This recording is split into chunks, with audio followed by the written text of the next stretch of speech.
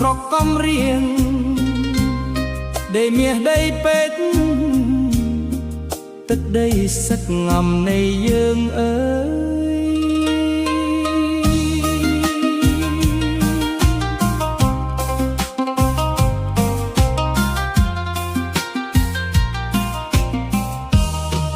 ព្រឹកប្រហាមស្រាងស្រាងខ្យល់បក់ត្រជាក់ត្រជុំកំរៀងស្រុកខ្ញុំបង្កប់សម្រស់ឆាតឆាយវាលស្រែខៀវខ្ចីដែលចំការលៀតសំថឹងវែងឆ្ងាយចិត្តសែនសប្បាយពេលបានរស់នៅដីកំណាដំណាំដោះដាលពួតសំដែកនឹងដំឡងទឹកចិត្តបងអូនជួយគ្នាដោយភាពស្មោះសរ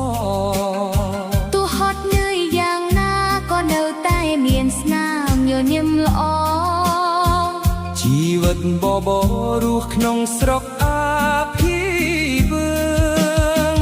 ពីតំបន់ព្រំដែនคล้ายជាទឹកដីនៃក្តីសង្ឃឹមអ្នកណាក៏ញញឹមពេលបានមកដល់ទឹកដីកំរៀង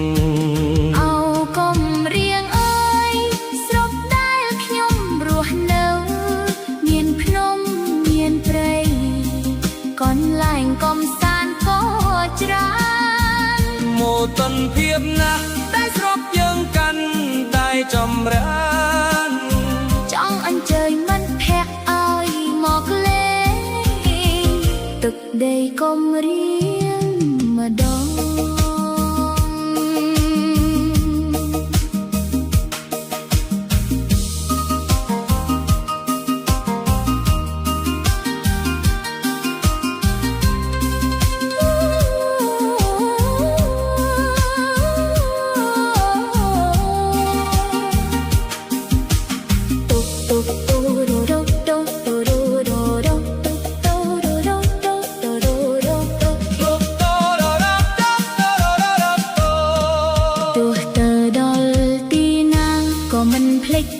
ចំការងារមិនភ្លេចញាតិមិត្តបងប្អូនដែលធ្លាប់រស់ក្បែរកំរៀងស្រុកខ្ញុំគឺជាឋានសួគ៌នៃក្តីស្នេហ៍សូមជួយថែរក្សាទឹកដីដ៏មានតម្លៃមួយនេះកំរៀងអើយស្រុកដែលខ្ញុំរស់នៅមានភ្នំ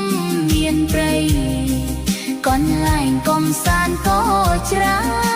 នមោទនភាពណាស់តែស្រុកយើងកាន់តែចម្រើនចង់អញ្ជើញមិត្តភក្តិឲ្យមកលេងទឹកដីកំរៀងម្ដ